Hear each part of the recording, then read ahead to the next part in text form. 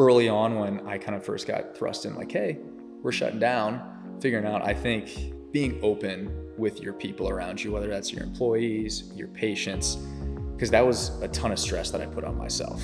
There were nights I'd wake up at 2 a.m. just like, I'm dreading, like just telling these people, even though I'm trying to do everything I can to have a seamless transition, like being open about even the hard things. So I think it's one of those things where obviously you want to celebrate the wins, communicate all of those with your team, but being fully transparent. I think, again, that goes into the buy-in, the culture, the trust, the loyalty that you can continue to develop in an organization, in a team setting, in your marriage, relationships. So I think that's something I would try to push myself towards a little bit more. From treating pro athletes to unexpectedly running the entire business, Kody's journey is not what you'd expect. He never planned to be a business owner, but when opportunity and a bit of chaos knocked, he stepped up. This episode is for any healthcare professional that is fascinated by the business side, but is still driven by the patient care. We're diving into how to balance passion and profits, how to build a team that is dedicated as you are, and Kody's lessons learned along the way.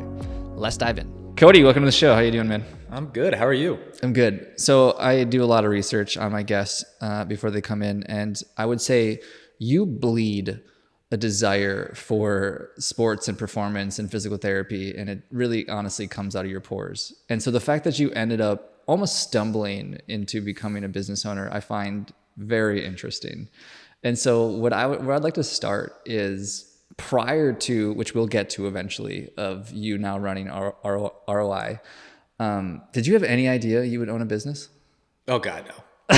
Absolutely no way, shape, and form. My dad owned his own business. He's a realtor developer, has a dump truck business as well. So kind of just seeing like the amount of time that he had to devote to. Wait. He had a dump truck business? Mm-hmm. Yeah, like dumpster. So like he'd be able to drop off dumpsters because with him, he'd try to almost monopolize like the home building, home developing. So if he had houses where he had to remodel, he'd be able to drop off a dumpster there and just kind of get every single aspect of the home development process.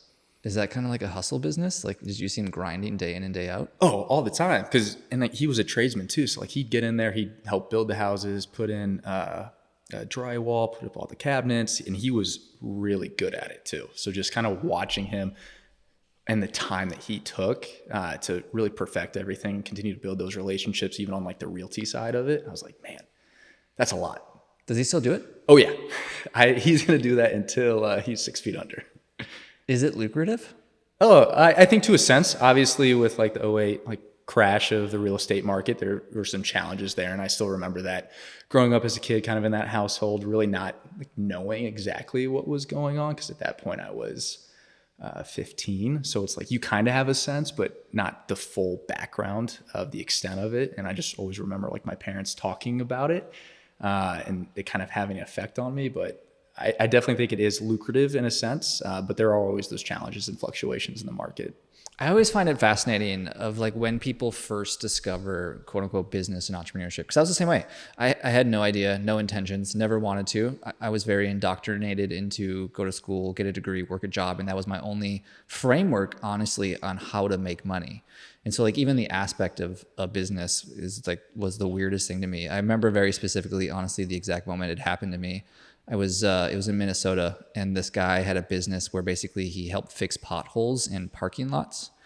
And I remember talking to him about this, and it seems like the lamest business of all time, right?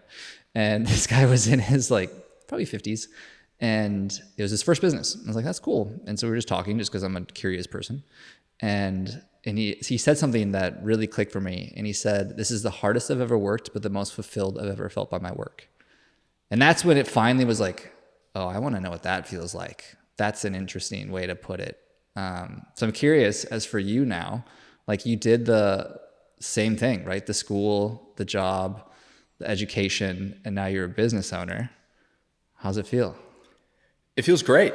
There are also a ton of challenges too. And I think that's probably one of the big things as an owner is just learning the fluidity of everything around you, being able to adapt to certain situations, such as me kind of coming into the ownership side of things, having our landlord essentially say that they're going to be pulling out. If we want to jump in, rent out more space, we can. It's just the day-to-day challenges. And then not only on top of that, still being able to see patients and treat them well and make them feel valued, right? Because like the patient interaction side is like, that's the fulfilling part for me. Like I get to see athletes along the entire way from injury, like day one right out of surgery, all the way back to them getting on the field, whether it's a high school athlete, professional, and like just seeing that process and being able to help them get back to where they were and arguably hopefully better, so that way they can avoid injury. Like that's the part that is fulfilling for me, right?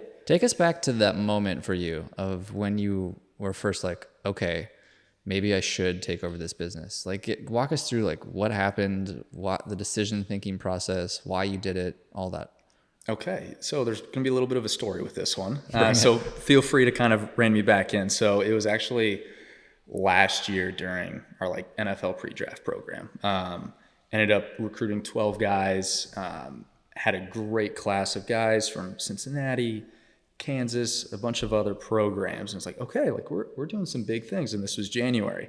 And then I remember a meeting coming up on my schedule on my Google Calendar. I was like, okay, like this is a weird group of people to have a meeting. And it was essentially the business owner's financial advisor and then his primary assistant. I was like, okay, have that meeting. And I was like, just in the back of my head, I kind of felt like the lump in my throat. I was like, I don't feel like this is a good thing. And sat me down. They essentially went over the financials with me and said, hey, we're effectively going to shut this down in 2 weeks. And if you know anything about like NFL pre-draft work, combine isn't until the end of February. A lot of the pro days happen all throughout the month of March. So in my mind, I'm like, man, we are really going to screw these 12 guys who essentially trusted us with helping them hopefully achieve their dreams of being a professional athlete playing in the NFL. And then immediately it was like, oh shit, we employ 5 to 6 people. So I'm going to have this conversation with them and tell them, hey, in 2 weeks, we probably don't have a job. How did that get put in your plate though? Like, shouldn't that have been like the owner's job? Like, they're like, hey, you got to do our dirty work, even though this is our bad. He was very hands off because we were owned by a PE firm. So there was a lot of like managing partners, but still just how it was handled is obviously mismanaged. But ultimately it was put on my plate to do that. So obviously trying to let that like resonate in and come up with a strategy. So I was driving around to different facilities, saying how we could audible, talking with my wife, just kind of going through game plans because I wanted to try to almost fix the situation before it happened. So I was going through everything, trying to coordinate game plans, and eventually I was able to get the owner like on the phone. I was like, perfect. He was a very hard man to get a hold of. Got him on the phone. I was like, hey, I'm fine. You don't need to pay me for any of my time or services. If we can just see this through until mid-March. Take care of these guys, because if not, I was like, it's a pretty shitty thing to do. 2, it's essentially going to ruin all of the relationships that I had put in, like the time and effort, and to build with the athletes, their teammates, their agents as well. How long were you with ROI at this point? It was 3.5, 4 years. Okay. Wow. So you were invested. Yes. Yeah. Oh, yes. No pun with the ROI on that one. Yeah. From that front. So, and thankfully, like I was essentially pleading with him. I was like, hey, just let us do it. He agreed. And then, so that kind of gave me a definitive timeline of trying to figure out next steps, but obviously trying to prioritize these young men who put their faith in us as well. So what was on the financials, or what did they mess up? So when they sat down with you and talked over the financials of the business, like where did they make mistakes? It was very early on in the business where they built out this absolutely incredible facility, absolutely incredible. Spent hundreds of thousands, if not millions of dollars to build it out. I think that obviously COVID had a big play in that, where we opened in November of 2020. So COVID was a big part of it, but also starting a primarily cash pay physical therapy business when you in a nearly 8,000 square foot facility that is state of the art. They were essentially think that they build it, they will come, Field of Dreams scenario. That was not the case at all. So they built the facility before they even had a solid Proof of client base? concept. Wow. And that was before like I came on. So going back to, That seems weird for private equity. Private equity is normally like they're stepping into something that's already semi-established. I 100% agree. Who's running this private equity firm? That's terrible. Interesting. Yeah. Okay. So you pleaded with him. It sounds like he agreed. What happened? Yeah. So ended up letting us see everything out during this time. I was going through the back channels, kind of getting a tax ID set up, reaching back out to a lot of the insurances that we were network, trying to transfer over contracts so that way we could still continue to see our patients as well on the physical therapy side of the business. And then trying to find us a new home because rent at the place we were at was not affordable, especially for a single person to kind of take on. So thankfully I was able to find a facility that was in the same complex that we were. So in terms of like the convenience for a lot of our patients and athletes, same facility, just downstairs instead of upstairs. It made it very, very simple. I was able to work out a rate with them that was much more manageable for me to kind of take on and accept that financial responsibility. And then over one weekend, I had one of my buddies and coworkers help me move a lot of the equipment that I was able to get downstairs, and we just never skipped a beat. Did you end up buying the business from the owner then? Or did they? So I didn't buy the business. Based on all those conversations, I was very skeptical of like taxes and potentially things that were owed. So I bought the intellectual property. So the name ROI, any photos, branding that was associated with the previous business. So that way I could minimize any confusion of a rebranding during that time as we're moving down. So you got the assets essentially. So you got the equipment, the brand, the customers without the, I guess, the debt of the facility. Yes. Did you get a good deal? Very good. Yes. Because so I actually got the equipment because that was, the landlord ended up having a lien on it because they skipped out on the lease. So the landlord put a lien on all the equipment. I was able to work with the landlord and get all of the equipment that was up in that facility. Huh. Mm-hmm. Was this owner, was he, I mean, obviously, like, why did he do it in the first place? Was this just like he had a high school dream and he was trying to live out through this facility of training athletes? Like, I guess why was he even involved if he just wanted to be hands off? So I think he had really good intentions with trying to like diversify his portfolio because he was in a school services business and that's how he built up his initial wealth. And then he went on opening up some restaurants, opening up ROI. I think he had a simple syrup business as well. So a ton of like diversity added to the portfolio. Yes. But how ROI had essentially started was he was actually interviewing the founder's husband for a position with the school services side. And then she had kind of talked with him about her being a physical therapist, her dream to build kind of an all-in-one facility that had physical therapy, sports performance, nutrition, and massage. And that's how that cascade kind of got rolling with them. Do you still have all those services? So we don't have like a massage therapist or a nutritionist or dietitian on staff. From our standpoint, that was kind of a challenging part, but we still do have physical therapists and sports performance coaches. So classic. It's kind of the answer that I expected you to say, because this is in every industry across the moon, I guess you could say, is what I see so often. And it's my favorite when people talk about it because it's ambitious, is they're like, we want to be the thing for everybody. Good luck. And it's one of those challenges. It's like, how do you like narrow your focus so you're really, really good at those specific things and not just okay at a bunch as well? It's the hardest thing ever. And it only gets harder is the interesting thing, because like maybe you've already experienced this, but this is something I see in my own business and other people that I talk to as well, is that as you grow and as you become more successful, the opportunities also grow, and the potential to, again, diversify yourself and to, again, spread yourself too thin also becomes more likely. And it also will put you at risk again. Yep. And it's like, it only gets harder the more you grow and the more you scale, is like, and the opportunities only get sexier because now you're getting better opportunities, and it continues to be harder and harder and harder to say no, because like, yeah, I see it again and again. So I find it not surprising, but definitely interesting that you had all these services and offers, and now you've collapsed them into something focused, and now you're doing a lot better than had you had before. It just makes sense to me. Yeah. And with those services too, it's always hard because trying to do like full time in those roles, especially for how specific of a population that we work with, it's almost unheard of. So the turnover for people who would eventually want to go into a full-time role, which makes total sense, right? If you're getting a guaranteed salary someplace, that's probably not the top choice for you to work at long-term. But as a new graduate, an experienced massage therapist, you can only take the part-time revenue, if you will, for only so long until you need something a little bit more sustainable over time. Totally.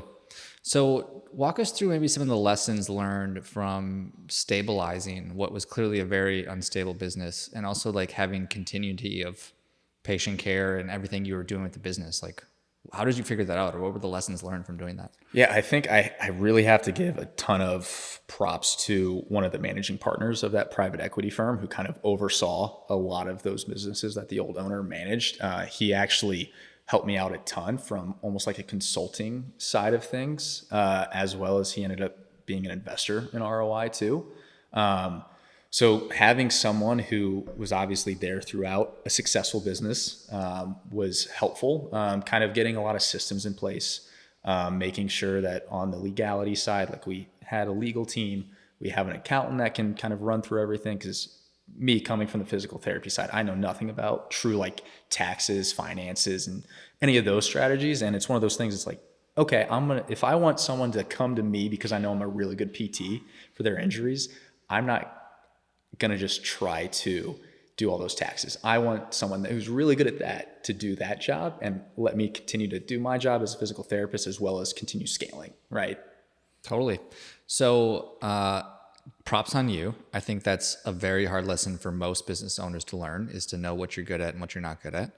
So I don't know how you picked that up so quickly. Like I said, I had a little bit of help. Sounds like you had good mentors.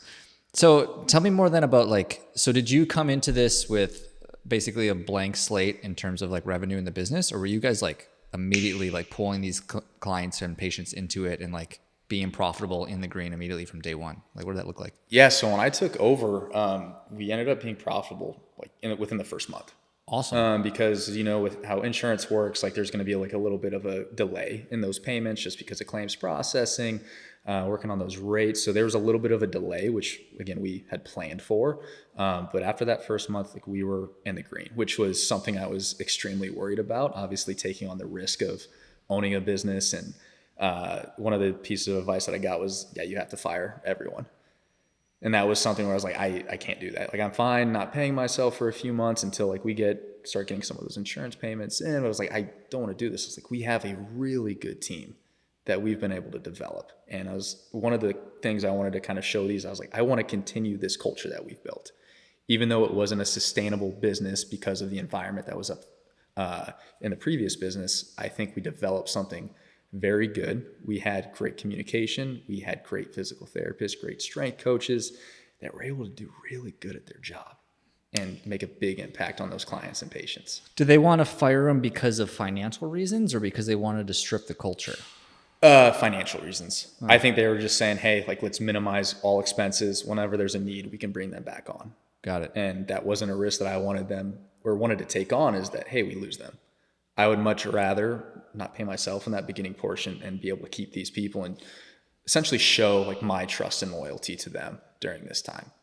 So you lead me to my next question about that aspect of culture. People talk a lot about it.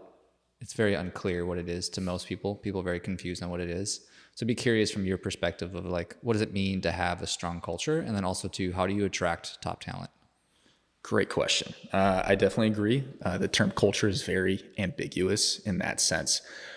I think culture, when it comes down to it, it's how you're going to feel like going to a specific place. And it's almost a good like branding strategy, right? You want people to enjoy coming to work. So you have to take care of them. Obviously on the employment side, when it comes to benefit sides, if emergencies come up, you have to be understanding as a boss. So that's something that I wanted to create and have these people trust me and be loyal throughout this entire process. Because I think if you can do that, like the culture speaks for itself. I don't think you need to have a set definition, but you want people to feel good about what they're doing and able to contribute, right? Totally. I agree. I attribute it to when people talk about branding. So I love that you said that, is that I think branding is what people feel, I like that word, about you on the outside in terms of like patients, customers, clients. I think culture is what people feel about you on the inside. That's how I've defined it anyways. I love that. Yeah. What about attracting talent then? So, I mean, does that just go hand in hand? Is there strategies? Like how do you keep and retain, and how do you also attract good talent into your team? So I think a lot of that goes back to like your network. I have a great network when it comes back to, the physical therapists that I worked with back at Exos, back at University of Cincinnati, as well as there's not a ton of physical therapy clinics that have a specialization in like the athletic population that also have one-on-one treatments. So whenever you're kind of paired together, okay, you think of, oh, I got to work with the people I want to. Oh, I don't have to work in a patient mill where I have to see 2, 3, 4 patients at a time. Like that sells itself. I really haven't had to market. Both of the PTs that I have on staff now actually found me.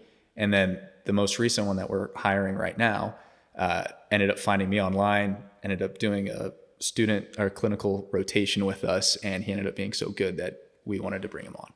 Damn. Okay. So honestly, it made it easy for me.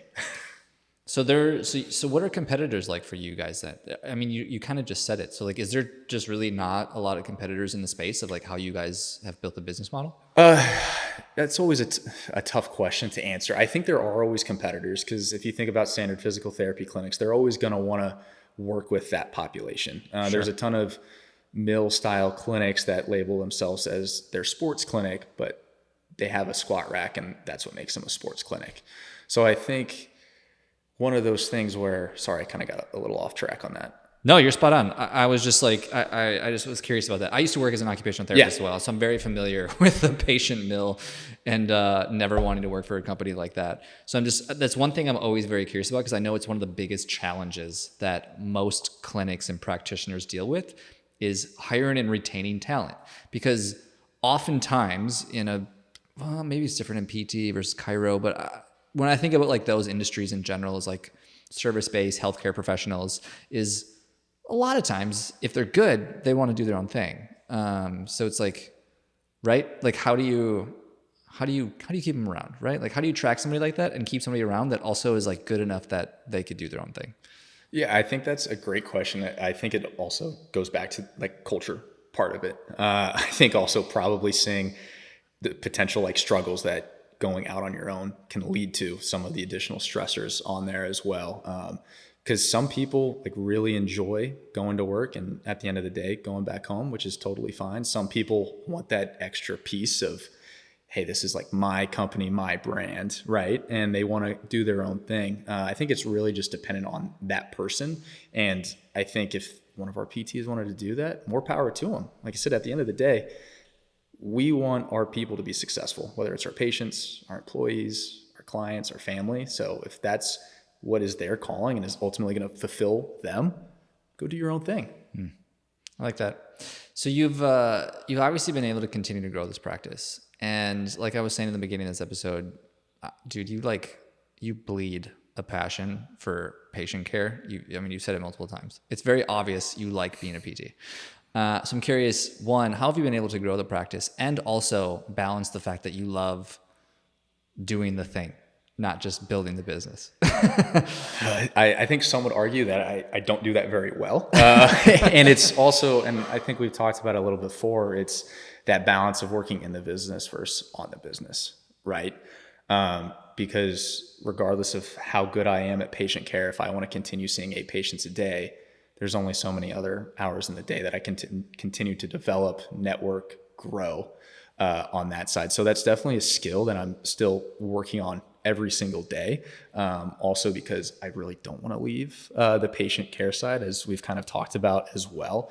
So it's a big challenge, but I think what's helped me is like setting those boundaries and those time frames. It's like, hey, these are going to be like my set hours that I can see patients. So if people need to schedule here, this is, this needs to be like my set time, because otherwise we're going to get back on a few things. We're not going to be caught up. There's going to be patient calls who haven't been returned, as well as just the networking with other local businesses, physicians, performance coaches, referral sources. So like I said, a skill I'm still working on every single day, and I don't know if I'll ever perfect it. Do you think you'll ever give it up? The ownership, not the ownership side, excuse me, the working on the business side. Like, I mean, because you could technically just be a clinician who owns the business and also bring somebody else in to do the other stuff, business development or whatever you want to call it. Like, that is an option. Yeah, definitely. I've considered that too. And I've talked about that with our consultant as well. I'm still just fascinated by the business side because it's one of those things where there's so many things that you don't know until you know. And a lot of it's experience based, and regardless of how many people are telling you, there's some things that no matter what they say, what you read, there's going to be a day where you just get it just comes and punches you in the face. Totally. And that part's also really fulfilling. In all honesty, like figuring the shit out every single day, it's a different challenge. Like I don't know if it's a different part of my brain, but you have a patient that comes in that has a fairly high complexity, and then you have a business challenge that comes in and it's very high complexity as well. So solving two different areas, it's still exciting. I think there will be a day where I will have to make a decision, but we'll wait for that day to come. Glutton for punishment. Just waiting for it. It's gonna happen. You just don't know when. You just gotta slam your head into the wall enough times, and then you decide maybe I shouldn't do that anymore. I feel like it's the same thing with like people always ask me, like I don't drink anymore. I've been drinking, I don't know, years probably, and people are always like how did you do it, or why did you do it, or things of that nature. And I'll tie this back to where I'm going with this, but my response is always like, after you slam your face into the wall enough times, in terms of like you go out, you drink, you wake up, you feel like crap, the whole day is shot, you wish you wouldn't have done it, and then you do it again. After you do that enough times, eventually you figure it out. It's like, then you just don't want to do that anymore. Yep. Like, but I think we all need to, put our hand on the fire, I guess, and I don't know. Because it also reminds me too, back when I used to be an OT, one of our other PTs, older gentleman, Greg, most like gregarious, no pun intended, guy I've ever met in my entire life. Very, very friendly man. And he built the practice that I used to actually work at, but it wasn't owned by him at that time. It was bought out by one of those patient mill companies.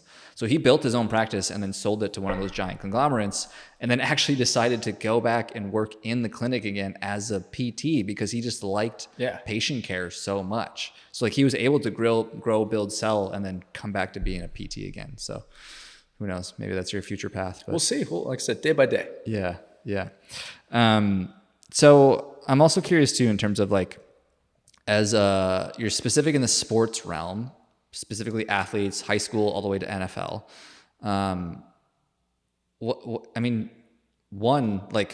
How have you been able to maintain like high quality with that gamut of like from high school all the way to NFL? Because those are probably very different people. And also too, I'm curious as of like, what have you done to stay ahead in the trends? Because like the sports realm is fast and growing and changing and evolving. So it's like, how do you stay on top of that stuff? Great question. I think really seeing like the person for the person that they are. Because I think whether you're a grandma who had her hip replaced or an NFL athlete who is just coming off winning the Super Bowl, right? You need to hone in and view them as a person and see what their main complaints are, regardless of what level of athleticism they're at. I think that's one of the first things that we do really, really well with these types of people. And then you just kind of take them a little bit further along that rehabilitation spectrum into performance. So regardless if you think of an NFL athlete coming off of a knee surgery versus a parent who had a knee surgery as well, those basic things are going to be the same, right? Like you need to restore normal range of motion, symmetrical strength, flexibility, whatever it may be, all those objective measures. And then you just take those athletes a little bit further. Obviously, with those trends that are coming out, I think the sports science side is absolutely incredible with the amount of data that is out there.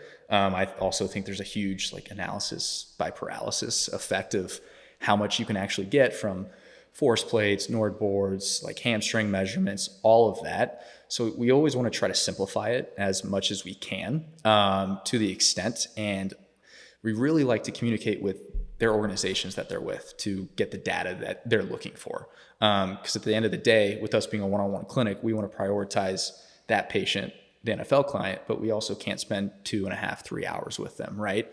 So we want to do everything that we can that is acceptable for that organization as well as with that patient, and make them feel valued just as much as we'd want to feel the parent who had their knee surgery feel valued at the same time. I like it.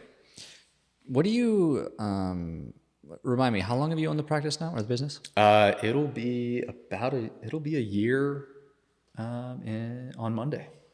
And over the last year, financially, how have things looked?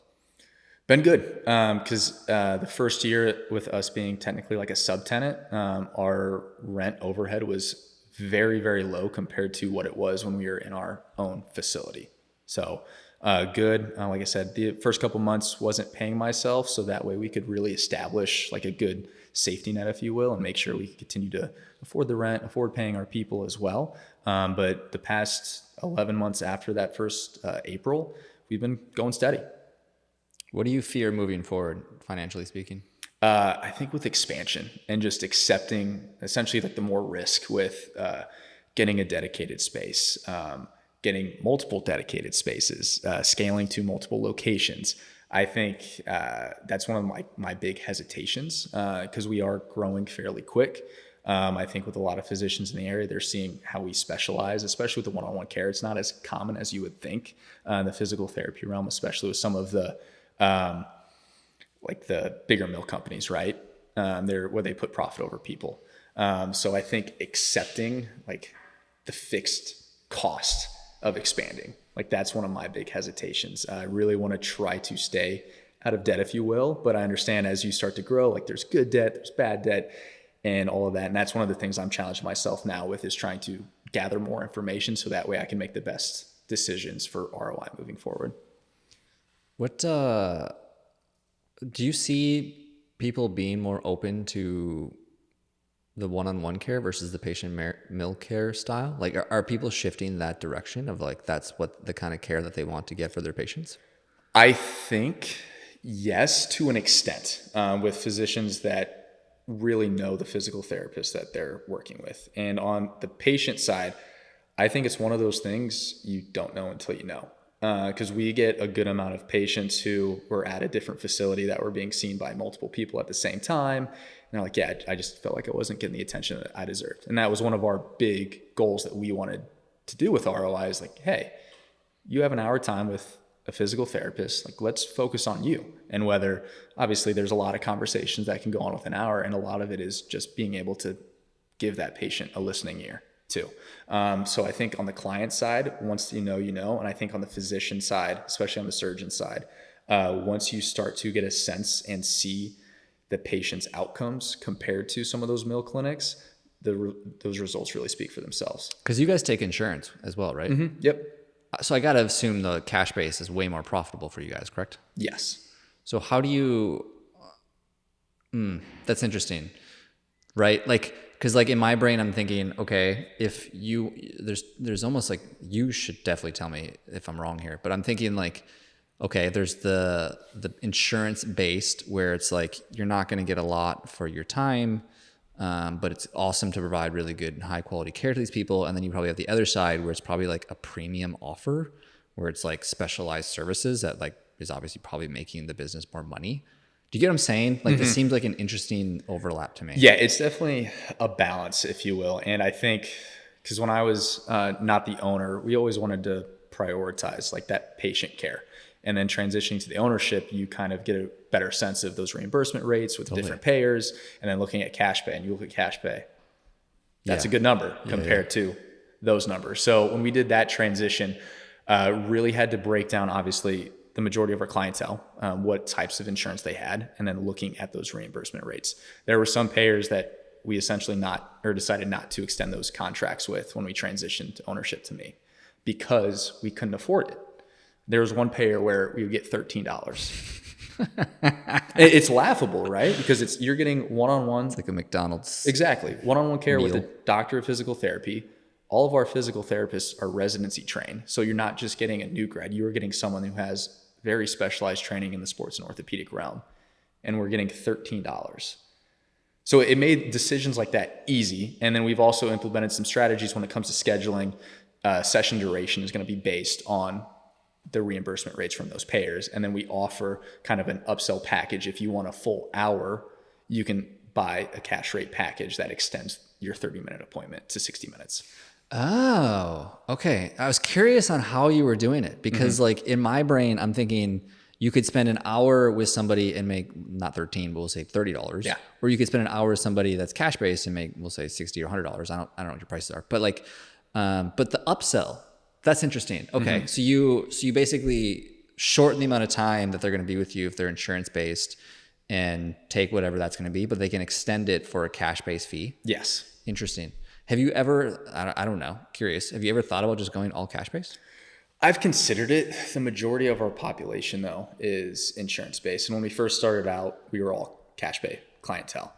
The conversations that you would have and almost just the education about the quality and level of service and time you could spend with a patient compared to insurance, majority of the time, you won't even get to that part of the conversation because they're like, oh, I met my deductible. I only have to pay $20 to go here. Why would I pay $200 to go see you? Because we're way better. And again, you can try to tell that, but whenever like financial information is out there, a lot of places are going to go, or a lot of people are just going to choose the cheaper option because they're already paying for it. Right. Which is fine. Yeah, exactly. Yeah. There's always going to be a gamut of the population that's going to be a price shopper, which is totally cool. Nothing wrong with that. And yeah, I felt like my time wasn't worth educating a lot of those patients because the amount of conversions that you would get was very limited, at least for where we were located in the Cedar Park area. So then that's where we kind of made the pivot when I took leadership over to go and network with some select insurances. So from a marketing standpoint, how do you guys position yourself in terms of insurance, cash-based? Like, are you pushing more of the cash-based stuff, I take it? Right now, we're really not. We're spending a few $100 a month on Google ads that just push physical therapy, doesn't talk about insurance, doesn't talk about cash pay, and everything else is word of mouth. Okay. How are the ads doing? Doing good. Getting a lot of impressions, getting a lot of clicks, getting a lot of calls. Okay, cool. And this is just a wide range of like cash and insurance based. Okay. Yeah. Interesting. Is it always sport related then? Not all of the time. We'll get a lot of people who see it and we work with a lot of recreational athletes as well. But we'll also get an individual who just wants to help with their shoulder. Well, we don't discriminate. Like we're going to treat you like an athlete. We're going to push you. We're going to help you out along that process and get you back to doing what you love. What's the biggest mistake you've made since being a business owner for the last year? Man, that's a great question too. I'll probably have to think a little bit because I'm sure there's a long list with that. I think I'm a very analytical person. So I think there's some things where I just need to trust my gut and kind of pull the trigger with. And that's kind of talking about a scenario we're in now, which expanding a little bit, opening up another location. But I don't know if I'm scarred like from the previous situation where I saw the financials and where you weren't in a good spot. And at the end of the day, like my biggest fear is to tell my people like, hey, sorry, we don't have a job anymore. So I think it kind of goes hand in hand with that. Like the fear is potentially justified, but in business, like if there's no risk, there's really no reward either. Right. So I think I really need to continue to figure out like balancing that aspect. So that way, like we make some calculated risks, right? So that way we can try to continue helping people, providing high quality one-on-one care. Are you familiar with fear setting? Have you heard of this exercise? Mm-mm. It's great because fear lives in the unknown, right? We fear things that we don't know and we don't understand is always the scenario in every situation ever. And so fear setting, it was actually first put on my plate by Tim Ferriss, if you're familiar with him at all. But he talks about it in terms of instead of like setting goals, basically like, yeah, have a goal or thing you want to do, but then lay out the worst case scenario. Like write out like, okay, this is literally the worst thing that can happen. And then take all those things and basically be like, well, how could I solve these problems as well? So like, let's say X, Y, and Z happened. Mm-hmm. How could I mitigate what happened or also like solve that problem if it came up? And then once you have clarity as to like, how it's probably one, not as bad as you thought it was, and two, anything bad that could happen could be resolved. All of a sudden it makes making the decision a lot easier. But just a thought. Yeah, that'll be a good practice for me. I definitely think that will be beneficial. Because I get it, right? Like, and that's always the case. Is you said it. There's risk always. Business is always an unknown. There could be another COVID. Who freaking knows? Most of these things, though, that we fear of like potentials that could happen is like a lot of times they're actually completely out of our control, anyways. Like a COVID scenario or a election scenario or whatever it is. And the things we can control, we actually oftentimes have more control over it than we think we do. So, food for thought. I'll definitely be eating that. From somebody who doesn't own a PT sports business. Talk to me about leadership. So you, again, this is just so interesting to me that technician to now managing to now owning and leading. And yeah, I'd be curious as to like some of the leadership lessons that you've been able to glean and learn. Because obviously you've been in a leadership role now for 4 years or whatever it's been.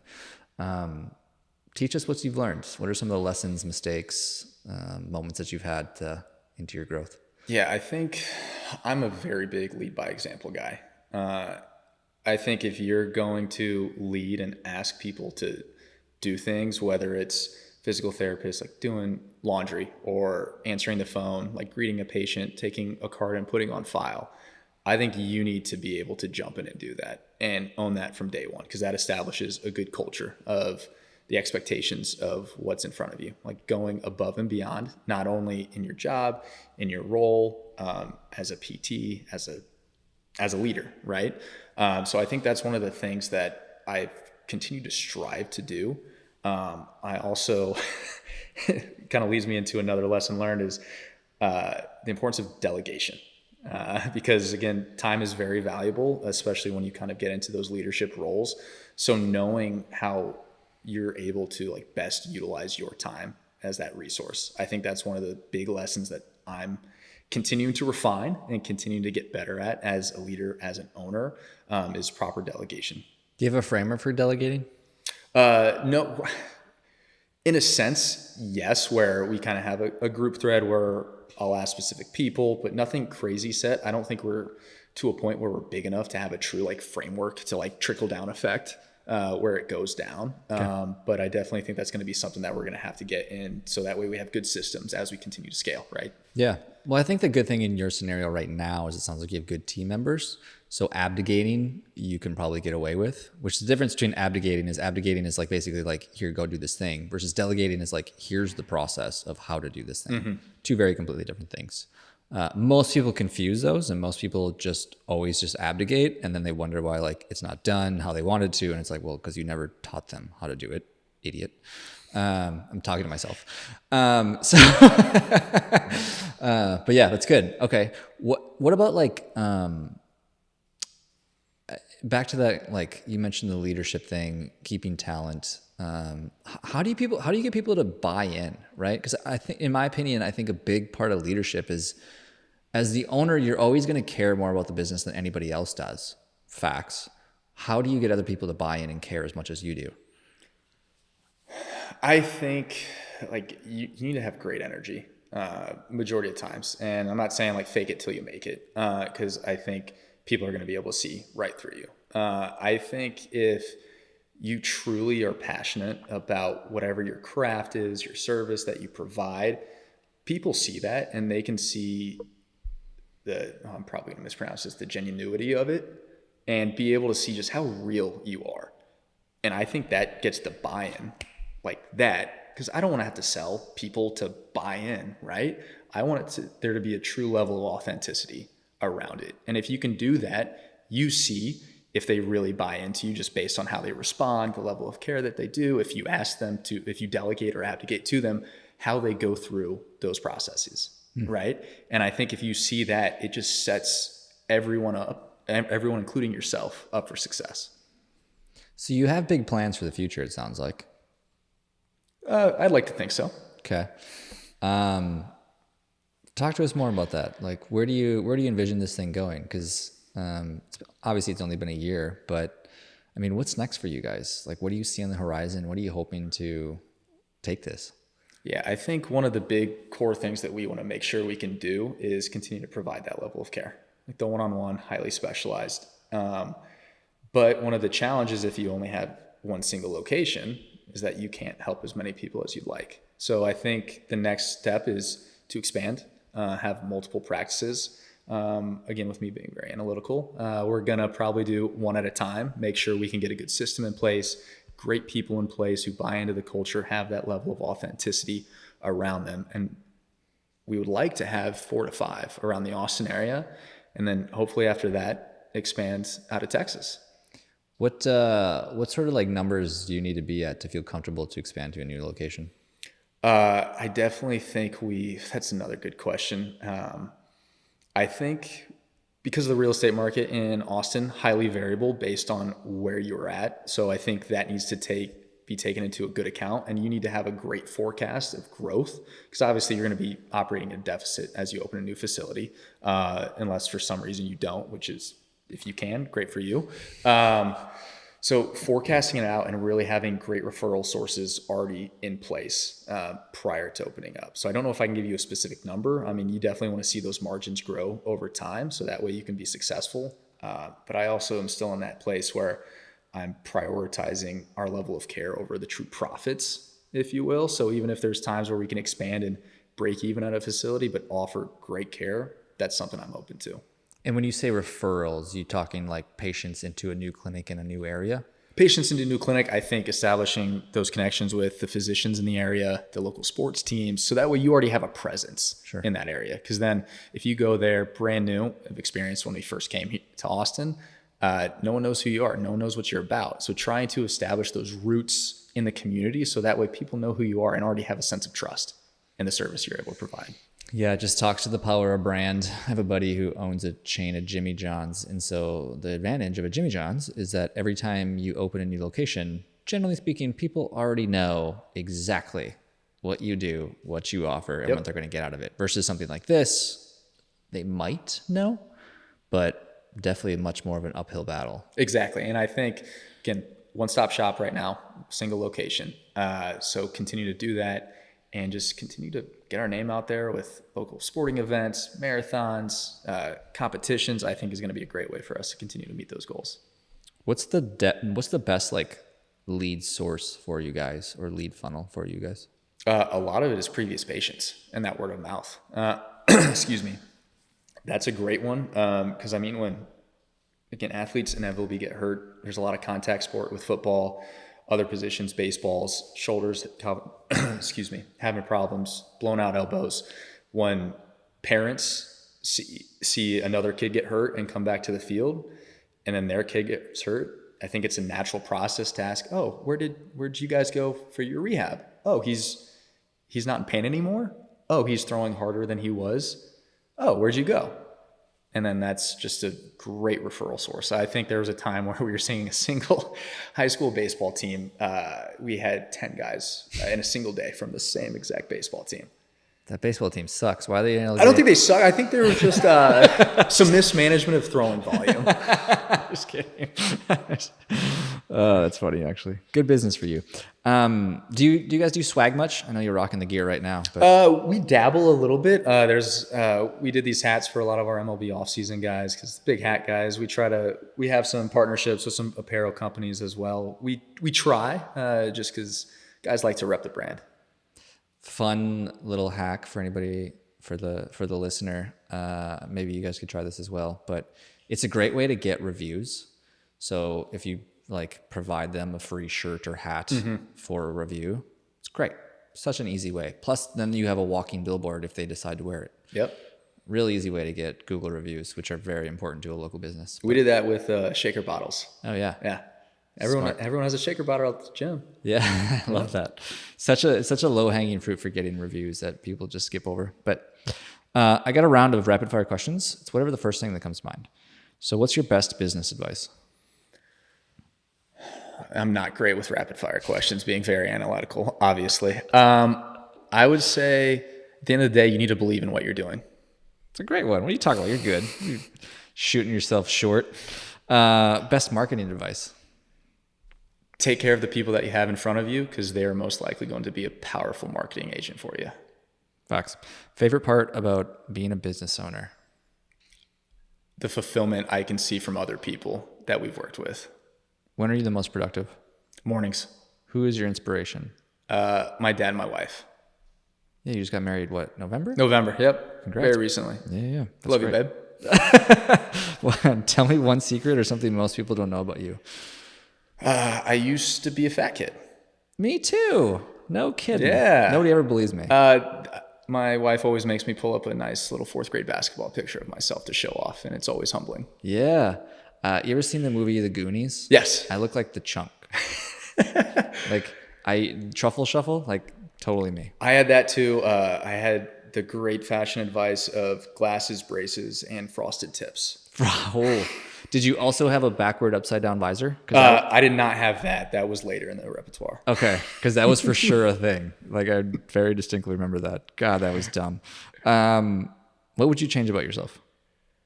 I think we get wrapped up in a lot of the process so much that I never like sit down and smell the flowers. So I think as we continue to develop as a kid, it's like, oh, I want to go to a great college. I want to go to a great PT school. I want to work at a great PT facility, work with high level athletes. I want to own a business. It's like, man, if you looked at where you're at now, like I accomplished all of those things and I still never give myself credit. We kind of talk about it. It's like, I almost have that imposter syndrome, right? So I think taking a break, like getting a perspective of the time, the energy, the efforts that you've put forth, the support system that you've had help you get to where you are, I think is something that a lot of people could benefit from. Yeah, I was telling my girlfriend, we sound very similar. So before I make this statement, what's your personality type? Have you ever done a personality type? I've done an Enneagram. When I first got recruited to work for ROI, we had to do one of those. Do you remember what you were? I want to say I was a 1. Okay. Off the top of my head.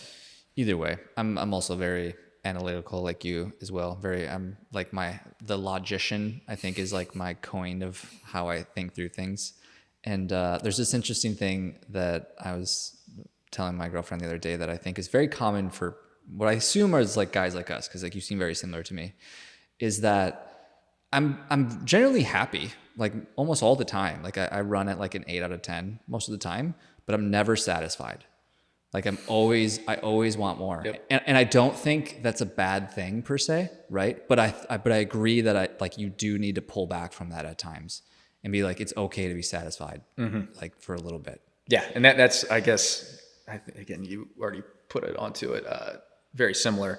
There are times where I go home and just continue to work. Yeah. And it's one of those things like, take the time, like reflect, spend time with loved ones as well. It's a hard switch to flip off, right? Yeah. Well, because it got you to where you are. So like to just not do that anymore is like, what do you mean? Like that's what I've done my entire life. Yeah, that's who I am as a person. Yeah, I get it. What's your favorite app or resource right now? So my mentor from the University of Cincinnati, Dr. Tim Mahan, shout out, Zotero.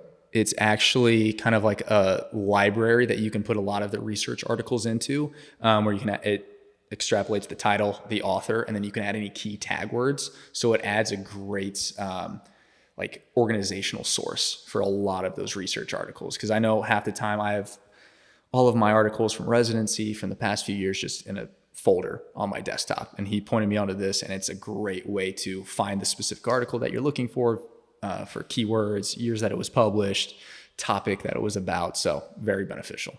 Interesting. Okay. Never heard that one. I have one last question. Before I ask that question though, I just want to acknowledge you, man, for stepping into the unknown and taking this journey into being a business owner and growing this practice, and obviously having a very clear focus on serving your clientele. Cause like from the beginning of this episode, like I told you, it's very apparent how much you care about patient care. And I think that's important. So I just want to acknowledge that. Thank you. Thank you. Last question. It's really whatever your best piece of advice is. So if you were to go back to your younger self, and this could be even from the beginning of like when you first started working for ROI, or like when you first got into the business, what would you tell yourself, or what would you tell your younger self or somebody else in a similar circumstance? I'm trying to think of something that we haven't already discussed when it comes to that. I don't want to be an echo in that sense. I think being an open book about some of these situations that you're put into, because early on when I kind of first got thrust in, like, hey, we're shutting down, figuring out, I think being open with your people around you, whether that's your employees, your patients, because that was a ton of stress that I put on myself. There were nights I'd wake up at 2 a.m. just like, I'm dreading, like, just telling these people, even though I'm trying to do everything I can to have a seamless transition, like being open about even the hard things. So I think it's one of those things where obviously you want to celebrate the wins, communicate all of those with your team, but being fully transparent. I think, again, that goes into the buy-in, the culture, the trust, the loyalty that you can continue to develop in an organization, in a team setting, in your marriage relationship. So I think that's something I would try to push myself towards a little bit more. Great advice, man. Thanks for being on the show.